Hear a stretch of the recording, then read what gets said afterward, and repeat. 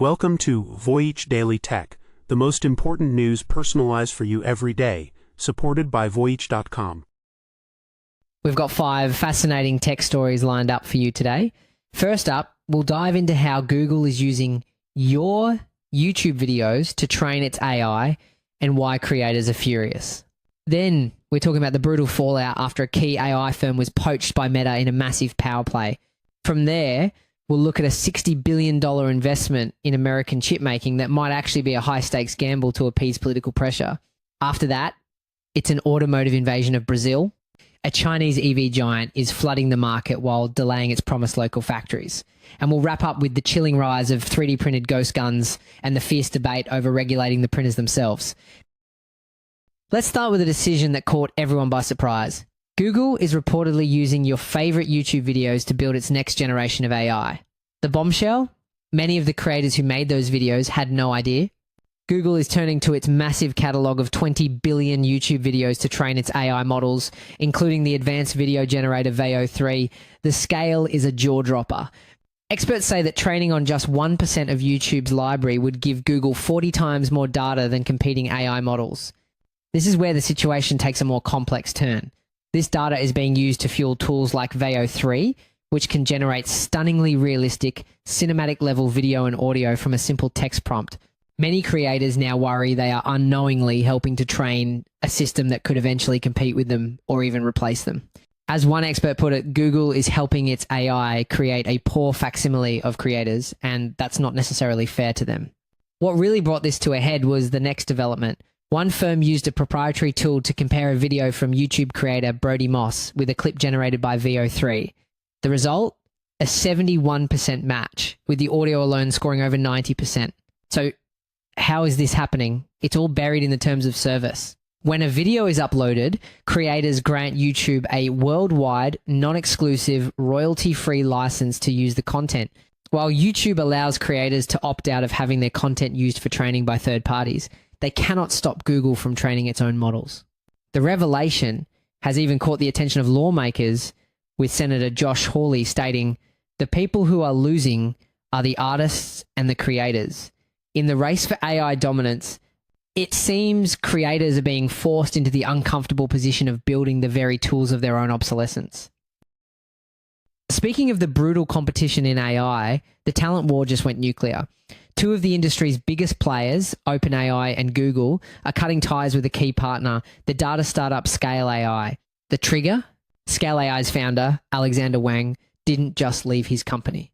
He jumped ship to their biggest rival, Meta, as part of a jaw-dropping $14.3 billion investment by Meta to acquire a 49% stake in Scale AI. The fallout was immediate. OpenAI, which had already been reducing its reliance on Scale AI, is now officially winding down the relationship. Google is also reportedly severing ties, a devastating blow considering it was one of Scale AI's largest customers. And if that was just the appetizer, the main course is just being served. This move reveals the truly cutthroat nature of the AI talent war.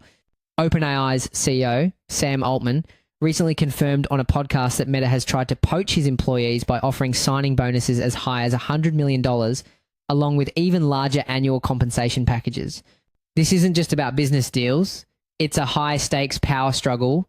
Meta CEO Mark Zuckerberg has reportedly been frustrated with his company's AI progress, especially after its Llama models received a lukewarm response. So, this multi-billion-dollar bet on Scale AI and its founder is a clear, aggressive move to close the gap with OpenAI and Google.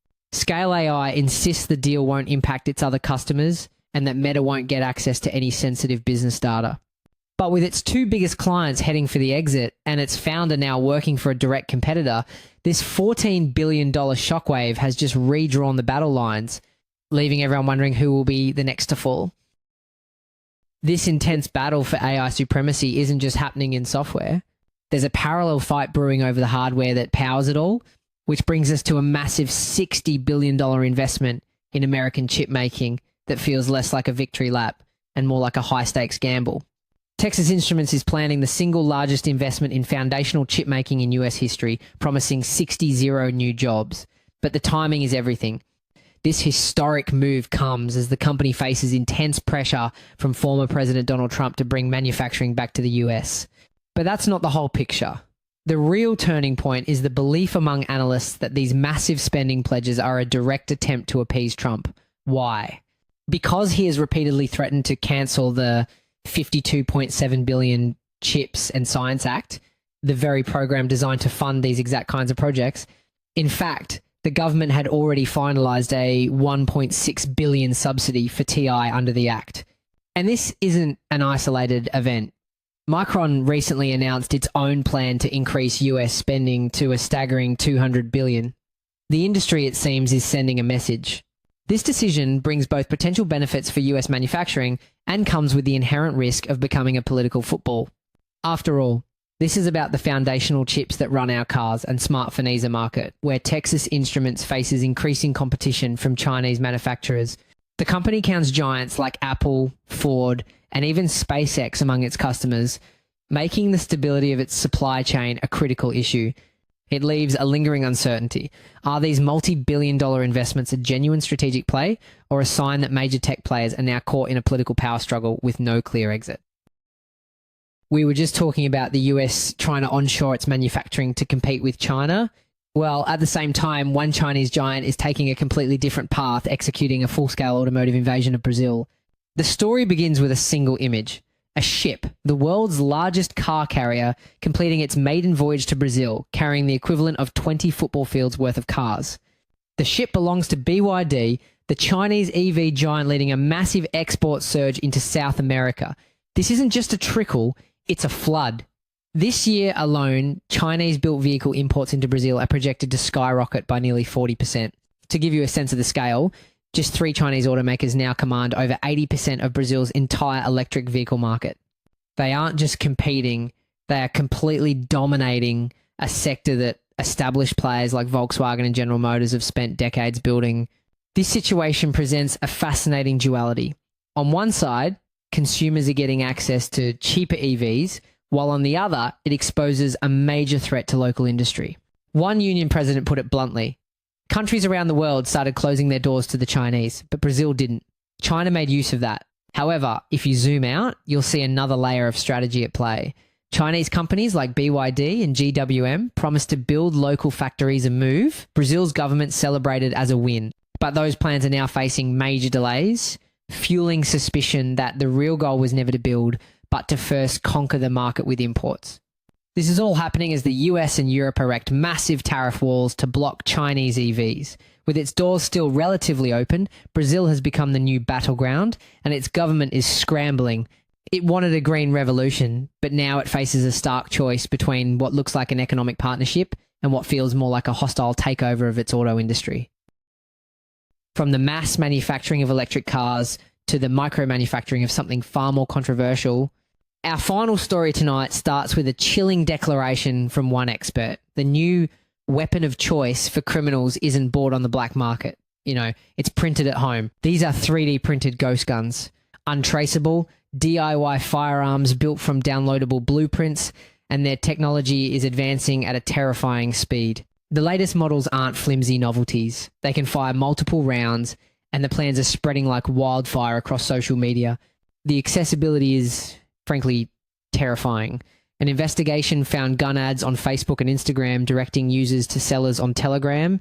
One account, calling itself Lash Jesse, offered to illegally smuggle a 3D printed gun into the UK for just $160, payable in Bitcoin. When later identified as a journalist, Jesse was completely unapologetic, casually stating, "I run my business, sell some straps online." What's even more concerning is that you don't even need to buy them. Designs are available that use 0 commercially made gun parts, allowing anyone to become a DIY gunsmith with a 3D printer and some basic materials. This has sparked a fierce ideological battle. One gun rights attorney who wrote a popular how-to guide for building these weapons defended his actions, calling the blueprints just information. It's ones and zeros. When challenged about the risk of that information being used in a massacre, his response was, "I thank God that has not happened." While these weapons proved too unreliable for military use in Myanmar, for lone actors and criminal networks, they represent a paradigm shift. This has led to a radical new proposal regulating the printers themselves. Calls are growing for manufacturers to block the printing of gun parts, much like office printers block you from printing currency. But in a world of open source code and decentralized networks, you have to wonder if the ghost is already out of the machine. That's it for today on Voyage Daily Tech. Follow, share, and stay tuned for daily updates coming your way tomorrow.